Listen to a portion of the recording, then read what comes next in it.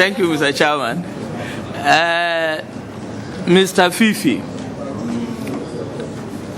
what is your view on politicians using very abusive language, insulting language on their political opponents? So far as even, let's just narrow it to our own small democracy we are not practicing in Ghana. What view will you give us on it? Thank you very much, Mr. Chairman. The whole issue about insults and abuse is invariably a very relative issue. It's relative because what one person considers to be an insult is not somebody else's insult at all. Let me give you my own perspective. If you told me right now that what you said is unintelligent, I will not say you have insulted me. I will say that you are describing my process and the way I'm communicating and saying that it's not accurate. What I want to do is to check what I've said and see whether what I've said is logical, is rational, it makes sense. If it does, then I would rather be pointing to you that no, you made a mistake of judgment because what I said was not unintelligent but very logical. The tendency is sometimes to jump into tantrum because people say things that are not pleasant. For example, somebody clearly is not telling the truth. And if you tell the person that, look, you are lying, it's not pleasant. He doesn't like it. But we must sometimes learn that just like the sun shines, regardless of whether we like it or not, we as individuals sometimes have to learn to deal with the sun. The important thing at all times is whether what is being said is the truth. If the person is telling the truth, it is only by having the capacity to bear the truth that we can make progress. So, for me, I would say, for instance, if I told you that, let's excuse the word language, you are mad, and it is not the case at all that you are mad, it's not the case that you can be established to be mentally insane, I've done what is wrong, and definitely I don't have the right to do so. But if, let's say, you act in a certain way, and I say, look, you are acting in a manner that clearly shows that you have lost control of yourself, that itself may not be pleasant, but it is a truth nevertheless. I'm saying that let us learn to have the capacity sometimes to hear things that are not pleasant, but that nevertheless are the truth. Let us learn to make a difference between what we describe as unpleasant and what we describe as insult. If it were in respect of me, I don't do insults. Mr. Chairman, my second question. Your last question. Yes, my last question. Mr. Fifi, in quote, and with all respect to you, if I should describe you as a cocaine dealer or someone who trade in narcotic drugs, whilst in actuality I know that is not true, how will you feel it? That clearly will be libelous. That will be very unfair. That will not be kind at all. So definitely, I wouldn't encourage anybody to do that.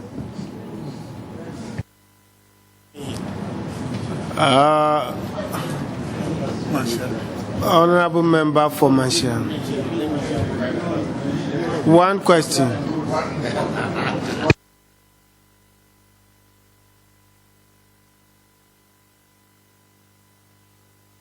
He's going to be my minister. I thought you were going to pose a question in French. I wish. I wish I could, like, we would dialogue on French. There was a forum for setting the record straight on the economy, and on that day, you made a statement to the fact that PNDC, NDC era were one and the same. By the statement that how can any truthful person describe an economy that has consistently registered positive growth rates from 1984 all the way to the year 2000 as a collapsed economy? You agree? Yes. You made that statement. Shall I? Let me finish. Okay, I just wanted to... Please. If you want to be sure, I can give it to you so I refresh your mind. No. I said it's a statement. Give him that and I'll give you a copy. Please don't reduce the process to between the two of you. So, yes, that is a document. So, obviously, you accept the fact that PNDC was part of NDC. I thought they were different, but in that statement, he said it. Then, in the introduction to the budget, the first statement was the 2009 budget statement is informed by the 2008 NDC manifesto, upon which the NDC government was voted into power. That you would accept. It just came 2 or 3 days ago. My problem I have is that when I read the NDC manifesto, I read you're setting the record straight of the economy. It doesn't tally. If by your own admission, in the manifesto, in the highlights of the budget, the economy grew provisionally 6.2% of the GDP. And the NDC is forecasting that this economy is going to grow 5.9% this year, when the annual average inflation rate was 15% last year. And you are postulating conservatively a 15.3, which is higher. Certainly somewhere, when you are promising a consistent 8% growth of the GDP in your manifesto, there's something consistently wrong. And I'm telling you, what is wrong is propaganda here. When we play, you made a statement here that said, Honorable member, I'm putting my question in the frame. I'm putting my question in the your frame. question. The nominee made a statement here this evening that said it is a government policy at times to depreciate the currency to generate exports. Do I say when the statement was made that the economy was broke, it was calculated to depreciate our currency to further our exports? That's my first question. Thank you very much, Mr. Chairman. So many questions have been asked. So I'm going to try. Oh, but you've actually asked more than one. I do understand, Mr. Chairman. The first thing is simple. When you read the statement that said, how can any truthful person, and by the way, I have here all the copies of the setting on record straight, so I'm just looking at it and telling you. How can any truthful person describe an economy that has consistently registered positive growth rate from 1984 all the way to the year 2000 as a collapsed economy? That is a statement of fact, because it's not talking about government, it's talking about an economy. It's talking about Ghana's economy from 1984 all the way to the year 2000. Consistent growth rates. It's not about PNDC, NDC, it's about Ghana's economy. Now, you will ask also whether there was a deliberate effort to depreciate the currency to spare growth in export. Is that the question you asked? I want to be certain. No, you made that particular point. That's what I'm saying. That you raised about 3 different issues. You raised 3 separate issues. So I want to be certain which one you want the question for.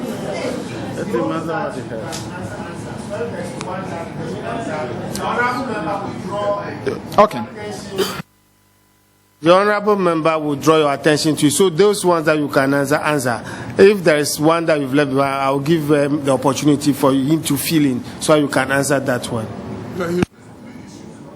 Okay. Yeah, thank you very much. Thank you. Raised a lot of questions. Yeah, thank you very much, Mr. Chairman.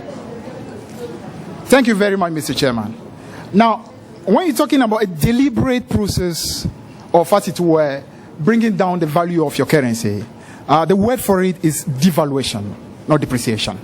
And that was what happened during the time of the PNDC, when there was an official policy to devalue the currency as a way of, as it were, shoring up our export.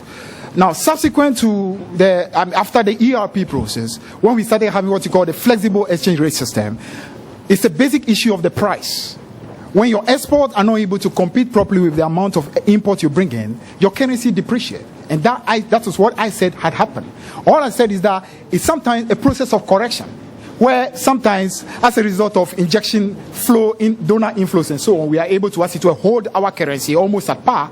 But when in reality, because our export and import are not matching each other, our currency really should be falling. The process of correction sometimes does take place, and it takes place not just in terms of prices of currencies. It does take place even in terms of prices of what you call shares on the stock market, where the market, after periods of booms, goes into a period of bear as a way of correcting itself. I'm saying that is just one side of it. But as to whether we are telling the truth in wanting to talk about growth rate being 5.9, we basically are looking at it in terms of not just the difficulty we are inheriting, as in the difficulty we had last year, but also in terms of the global financial crisis. That financial crisis is going to affect what you call our export. It's going to affect remittances. It's going to affect what you call donor inflows. So naturally, you need to moderate downward, the growth expectations. And I think it's prudent for us to do that, so that if we are able to overshoot it, clearly we then would have been patting ourselves for doing considerably. So there's no disequilibrium, there's no mismatch at all. Thank you very much. Honorable Member. Oh, yes. I have a second question. No. Honorable Member for Memphis. Oh, let me finish. Honorable Member for Memphis. Dr. Prempe, see me after adjournment. Thank you, Honorable Chairman. Mr. Nominee,